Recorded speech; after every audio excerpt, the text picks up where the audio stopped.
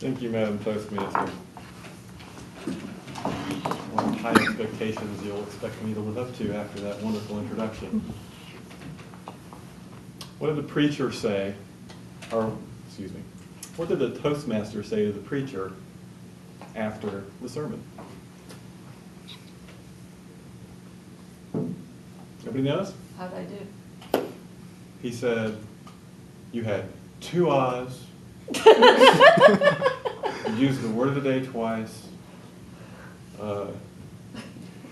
2 doubles, and you were 5 minutes and 30 seconds overtime. I'm going to ask you guys another question that nobody's ever asked me before. The first question is, how many people here in this room aspire to become a distinguished Toastmaster? Raise your hand. A couple. Many of us probably haven't even given a lot of thought to that. Some of us have. I was trying to wonder, why has nobody asked me this question before? I don't know.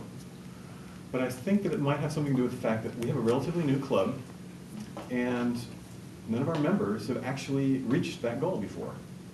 Although we do have a few that are well targeted to reach that goal. A lot of folks come into our club. They'll go through 10 speeches. It might take them a year. It might take them 2 years. They'll get their 10 speech. They get their Competent Communicator Award, and then they disappear. We never see them again. We all know someone who's fallen into that category. They vanish, like a penguin in a sea of zebras. Like a teenager when it's time to do the dishes. Like a little puppy who just peed on your brand new carpet. My first exposure to Toastmasters was in Georgia. I was working at Bell South. I was a contractor. And there was a fellow contractor there named Dave. Now, Dave was a very personable individual, a likable fellow. He had impeccable speech. He had a quirky personality. He was a full-time software developer and a part-time game show host. Yeah. He invited me one time to go to a Toastmasters meeting there at the Bell South campus. Not knowing much about Toastmasters, I asked him, well, I'm not sure. What's Toastmasters all about? And he proceeded to launch into a 5-minute spiel about what Toastmasters is and what they do and all this sort of thing. At the end of his 5-minute spiel, all I could remember him saying was, we have a point in the meeting where we call on people randomly and ask them to speak impromptu. I went, oh my God, I can't do that. Forget it, I'm out of here. And I never went to a meeting. Until I got to California and came here to PayPal.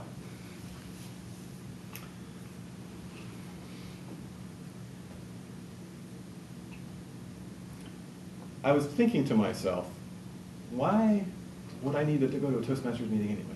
I'm just a software engineer.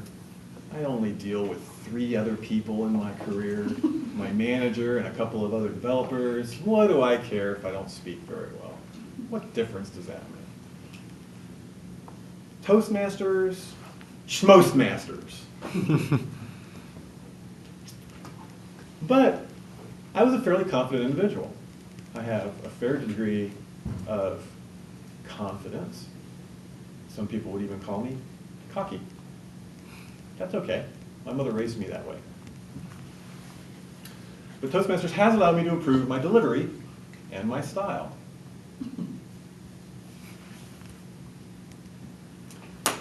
How many Toastmasters does it take to change a light bulb? 10. Close? 10? Anybody else? The answer is 5. 1 to turn the bulb, and 4 to evaluate them. But speaking of evaluations, it's a very important thing. We all come here because of the evaluations. After my speech, I fully expect Christian to stand up here and tell me all of the little things that he saw that I could have improved on. And I don't look at that as a failure. I look at that as an opportunity for me to improve myself. I have had a few aha moments along the way. When I gave my icebreaker speech, I don't know how many of you have done this, but I meticulously word-crafted every single nook and cranny of my speech, wrote it out completely, and strived to memorize it.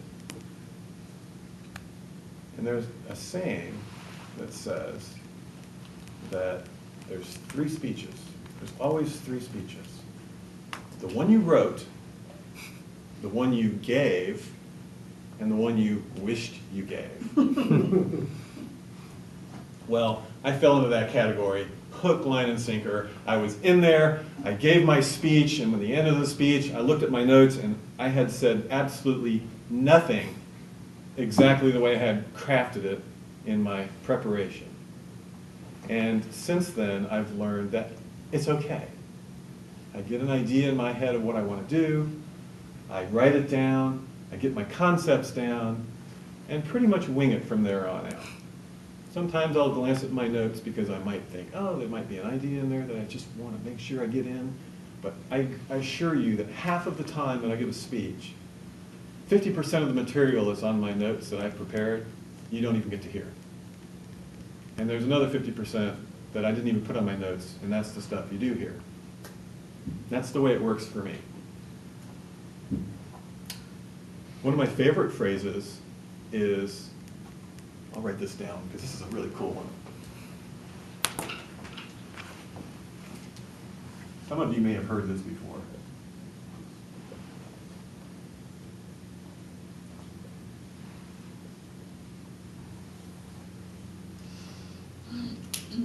Eschew obfuscation. How many people have heard this before?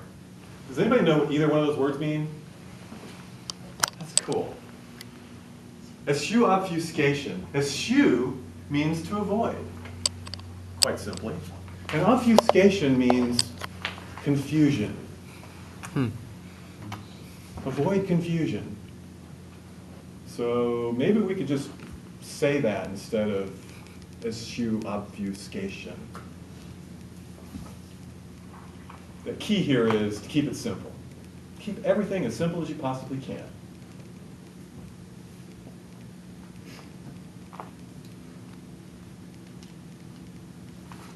I don't want to put anybody on the spot here.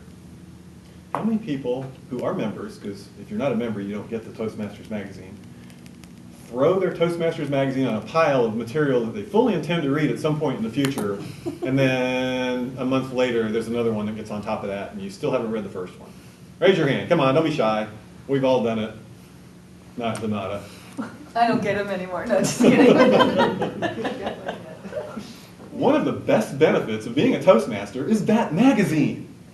Every single time I pick up one of those magazines and start reading through it, I always find something in there that I can use and apply to the things that I'm doing, either at Toastmasters, at work, in my family life, in other parts of my life. There's always beautiful material in there, and I would encourage each and every one of you to do just that. Pick up those magazines and read them. Put it behind your toilet, and it's reading room material.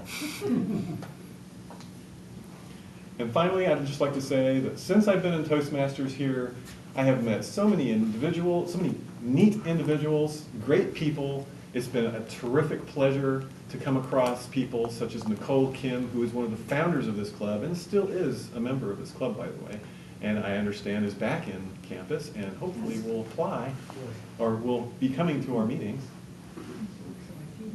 Another individual that stands out in my mind when I first started here was a guy named Johnny Martin. He was a very eloquent individual.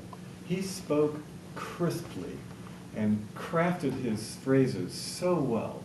And it was so impressive to listen to this individual talk that he's always stood out in my mind. And if you ever get a chance to hear him speak, please go see him. Christian, who has perfected the art of impromptu speeches. Very, very good. Deepti with her beautiful smile, and Wendy, who has got this system down of individualized feedback.